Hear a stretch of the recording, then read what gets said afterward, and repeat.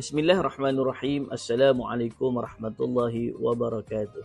1 minit inspirasi Jumaat.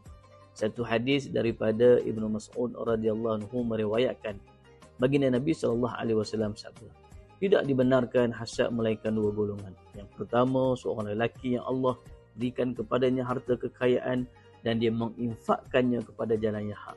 Dan yang kedua, lelaki yang Allah berikan ilmu hikmah dan dia menunaikan haknya dan mengajarkannya. Hadis Bukhari dan Muslim. Tuan-tuan, hadis ini memiliki panduan yang begitu penting untuk kita faham. Kerana secara umumnya hasad ini merupakan sesuatu yang tercela kerana kita merasa dengki, kita tidak berpuas hati di atas kelebihan ataupun apa yang dimiliki oleh orang lain. Namun dalam hadis ini Nabi kata boleh kita ni hasad kepada dua jenis orang. Iaitu yang pertama, seorang lelaki yang bertakwa sehingga akan menginfakkan hartanya di jalan Allah, jalan yang benar. Yang keduanya ialah mereka yang Allah berikan ilmu dan dia gunakan ilmu dia itu untuk manfaat dirinya dan juga ummah.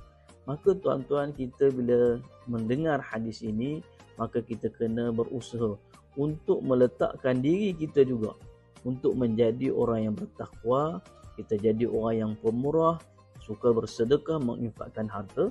Begitu juga kita menambahkan ilmu kita dan kita menyebarkan ilmu kepada orang lain. Dengan itu, kita boleh berada pada kedudukan mereka yang dicemburui kerana mereka melakukan kebaikan untuk kebahagiaan mereka dunia dan juga akhirat. InsyaAllah.